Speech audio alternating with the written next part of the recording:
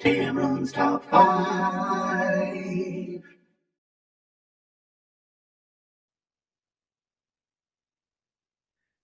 Hello, everybody. It's Jared Powers, technical representative for Tamron USA, joining you today with this quick and easy webinar. On behalf of Tamron, I just want to say thank you for joining us today, for giving us your time. We know it's been difficult on everybody out there, and we miss you guys as much as I think you might miss us. I know myself personally, I do miss being in a camera store or being out on the road helping people learn about their gear and getting out in the field and shooting a little bit more. But for now, I guess this is what we're going to have to do, and so we're going to give it our best shot. Um, Tamron Tech Reps have been doing a five of their favorite images keynote to give. And if you haven't seen the other ones, please do. They're really, really good. I'm going to tell you, I might do mine a little different than what you've seen in theirs because I'm going to change it up a little bit.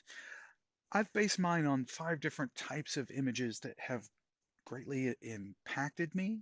Um, They have changed the way I have thought about photography. They have maybe upped my game, or they've helped me maybe just be a better teacher when I'm on the road and trying to help other photographers work through their various forms of creativity or workflows that might be out there. Um, so, with that being said, let me jump on in. Perspective, perspective, perspective. I don't think you can ever get too much of this. I think a lot of times we maybe inadvertently go through life not always having enough perspective. It's okay to have an opinion about your world. It's okay to know how you feel about it, or maybe not know how you feel about it.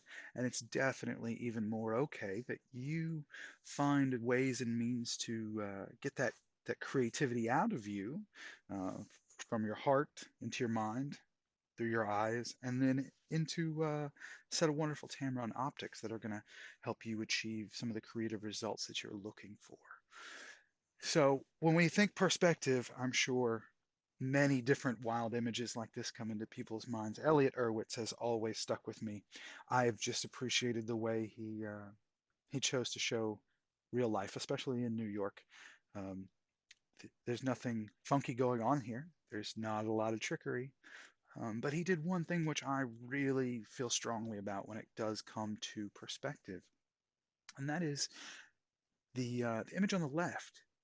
Elliot did not set up a tripod to the regular height of his eyeballs and start looking through there and framing up and looking at the light, checking his backgrounds. And no, that's not what he did at all.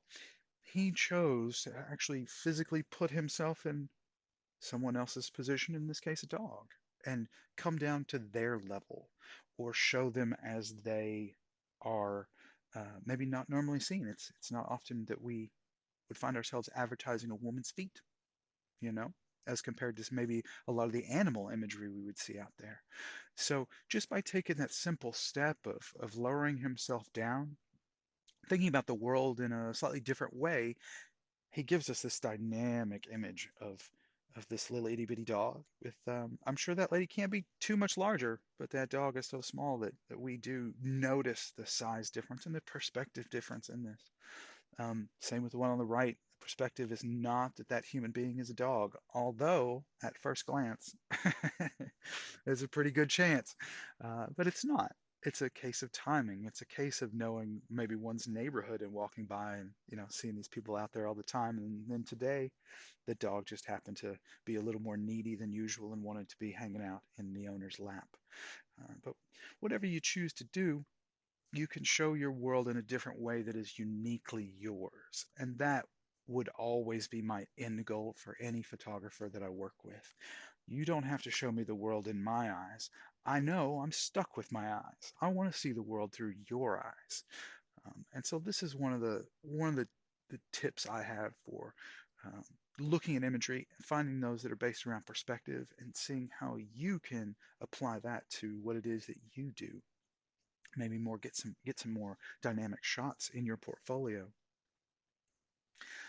My second choice, which I might have been better served leaving for the end, conveying your emotions is hard. I think we can all probably agree with that. We're all human beings. We don't even have to have a camera in front of our face to probably struggle conveying some of our emotions. But in photography, it can be immensely hard. Um, but it's not impossible. It's not something that you shouldn't try. It's not something that is only applicable to taking pictures of other human beings either. So please, please, please don't think that. The first time I saw this photo on the left of William Wegman's Weimaraners, I've seen many of the photographs of his Weimaraners, and I've always appreciated his work. But that one struck me immediately. I am not used to visually seeing two non-humans giving off such strong human emotions. I look at them and I don't feel like I'm looking at dogs. I do feel like I'm looking at humans. And so I find it to be very, very powerful. And if you're working in a portrait area, that may be what you're looking for. Um, this might be the uphill battle to try and find and achieve with any of your subjects. Maybe you are not working with portraiture. Maybe you're working in a more fine art or an advertising realm. And the photograph on the right does something similar. You know someone is there. You know that something is going on, has been going on, continues to go on. I look at it and I see a bit of loneliness. Um, my mind is confused. I've got to figure some things out. Um, but all in all, I have emotional response to it, even though I do not see a human face there whatsoever. So keep that in mind. Last in this category is from Ken Hubbard, who is actually the manager of our team. When I first started with Tamron, I saw this image of his and I was immediately awestruck. I've been enjoying and learning a bit more about the Pacific Northwest, more so in the last few years of my life than ever, and I've greatly been enjoying it. Um, and when I see this photo, it brings about a sense of spirituality. And I'm not speaking about anyone's particular god. I mean how I might feel about nature, how I might feel about my environment, the warmth you feel. I can look at this photograph and I can remember what it feels like to have the warmth of the sun on my face. That's what I mean. So maybe Ken never envisioned that. Maybe that's not what he was trying to do whatsoever. But he, in his usage of aperture, shutter speed, and ISO, have immediately evoked a really strong and powerful um, emotional feeling from me in this. And I've always loved this image of his. So again, whether it's landscapes, it's studio still life work, or you're working with people or pets, um, practice, practice, practice. It is not easy, but conveying your own emotions, again, as I said earlier, from the heart through the mind, out the eyeballs and into the optics, is very, very difficult. But keep trying, keep trying. Make a decision. Uh, Photography is going to force you to, whether you want to or not. The sunlight, the light, any light is going to make a decision. Is the left side of the barn in shade or is the right side of the barn in shade? How do we always make the decisions and the calculations that we do as photographers? Um, I think a lot of times we get hung up, especially in our younger years of photography, wanting it all. We always want it all. And that's just not, unfortunately, how it works. Physics states that we will always have to choose light somewhere, some way, somehow. So don't be afraid to do it for yourself. Now, a lot of us, we may know that image on the left-hand side as an image that coined the term the decisive moment by Henry Cartier-Bresson. And I have a lot of love and admiration for Cartier-Bresson, and I appreciate so many of his works. Unfortunately, this is one of my most least favorite of his. Um, it sums up the decisive moment so well, but it seems so unappealing and almost sad as a you know, pre-post European war zone that he was living in and photographing in at various points of his life. But I included it because that is what many of us know as the decisive moment. If you ever want to go back and look at more of his photos, you'll see better choices out there. I believe there's a few interesting. I love one that Elliot Erwitt did as well about two people, two lovers kissing while someone is jumping through the scene with the Eiffel Tower in the background. Again, Paris. It is an excellent, excellent example of what Cartier-Bresson was trying to teach us. Um, But on the right, we have this picture of the bird, and you might think to yourself, "All right, Jared, what are you talking about? I'm not quite sure what Mr. Hubbard's on about." But if you look at the bill, look at the very tip of that bird's bill, you know Ken had to sit and wait. The bird, as you can tell from its feathers, isn't wet. So Ken had to wait for it to feel safe coming through the scene, decide to dip its bill in the water, and then hope that something like a water droplet there would pop out of it, which he achieved very, very nicely in this image. Okay, so this is a simple way of a small but decisive moment that can really, really change your photography. What if that bird itself was a little closer, or maybe we could zoom in more and you could find another reflection inside of the water droplet, right? We've got ideas and things we can play around with once we've chosen that that very specific moment. You can go out and spray and pray all you want, and sometimes we need to. By that I mean put that camera in high speed and shoot tons and tons of photographs. I know if I'm chasing birds through the air, that's what I'm doing.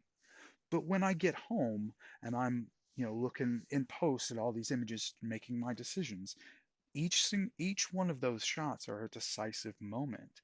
It is up to me to choose which one I think best suits my viewpoint, maybe best suits my subject, or best suits my output. Where is this image going? Is it for me? Is it for a paid client? Is it to hang on a wall? Things of that nature.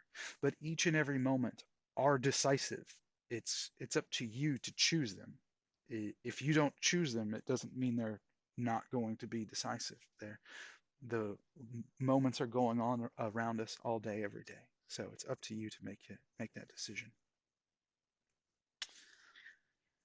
Your images have power and potential whether you ever know it or not. I cannot stress this enough. How many people's images have you looked at that are long gone that have affected you, or vice versa?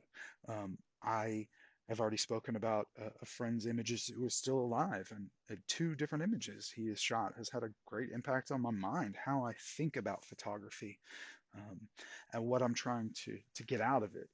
So in this case, I would like to share it's a powerful photo, but it's also a powerful life story.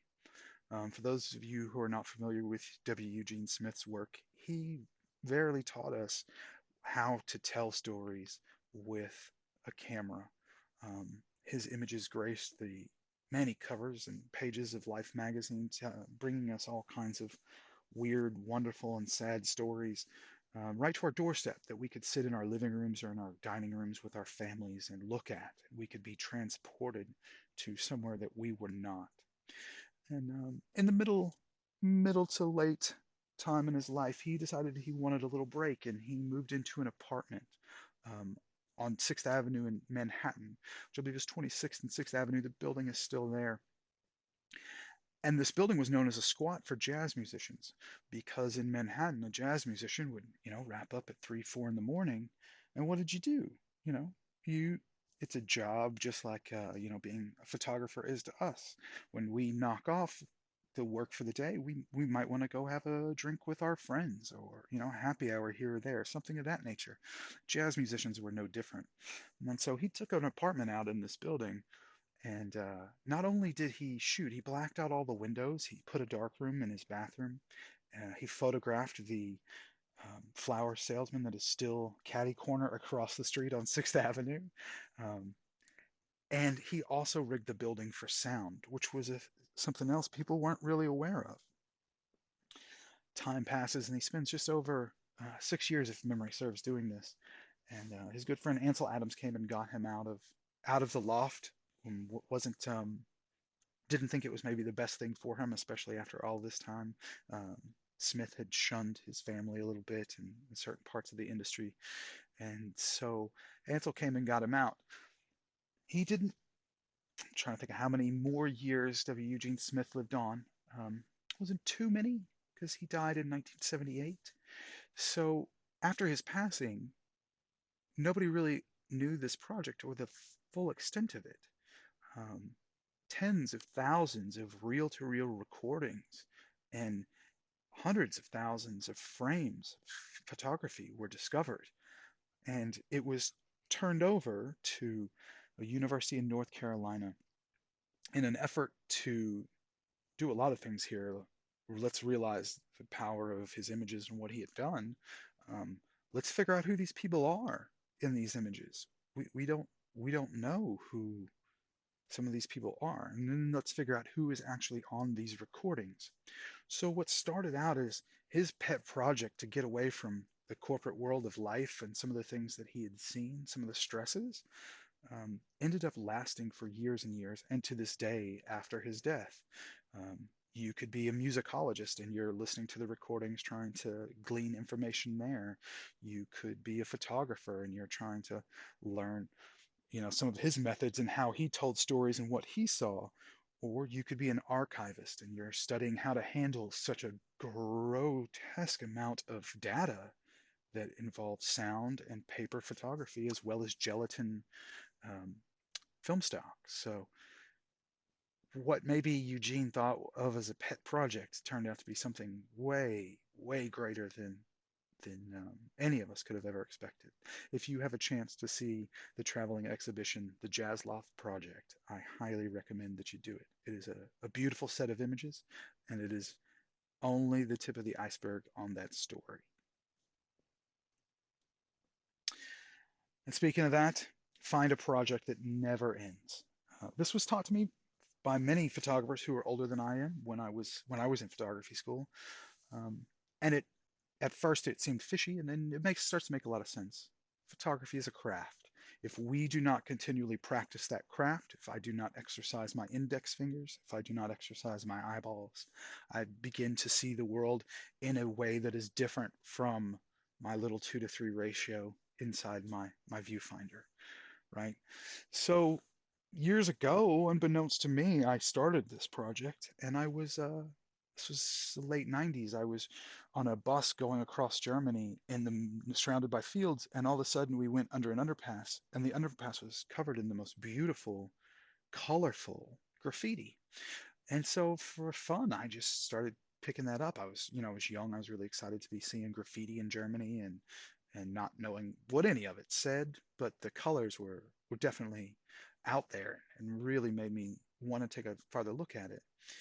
Um, I inadvertently, the two shots on the left are roughly 2003, myself shooting Banksy. At the time, I did not know who Banksy was.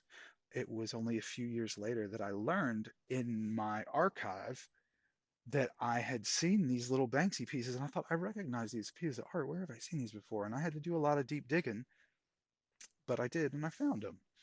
Um, the image on the right, again, this is Melbourne, Australia as well. I do not know the artist, but sometimes, just like art in a museum, that is there to affect you. Something simple as spray painting optimism on the sidewalk. That was a pretty bad day for me. And I just looked down and I've shared that with as many photographer friends as I can that have always needed to have a brighter point in their day. It's something that kept me going. As I got into this side of the industry and started working with um, friends from various sides of it, I learned that I have another friend, Mr. Jeff Leinbach, who does another similar project like I do. Not only do I do graffiti, but I started shooting numbers years ago. Um, so I stopped and thought about it. Didn't take much. Clocks, addresses, locations, there's numbers all around us. So it's not hard to do. And that was something he'd done. He does it a little bit different than I do. He took a much more fine art approach to it, which he hangs a few in his house. There's a cafe close to where he lives in Florida that holds his work up there. And if somebody wants to buy one, he sells one, but he's not in it to sell. He's not in it for anything other than his own personal concern and care for his craft. And that, by nature, continually makes him a better photographer and just better at viewing his world and then getting his thoughts into his camera and looking on on the sensor, on the screen, as they do in his mind. And I think we all know how challenging that can be at times as a photographer. So the more practice you can get at doing that, the better off you always, always will be. Thank you. I appreciate you listening and taking time out of your day to sit here with us. Um, We are Tamron. We do miss you guys. We appreciate everything that you have done for us. And as soon as we are allowed to get back out in that field, you'll find us in your local camera store. You're going to find us out there helping you shoot this, that, and the third all the way across the country. So please do keep your eyes and ears peeled to all of our socials. And as soon as we can get out there and see you, we will. Thanks again. Stay safe, and we'll see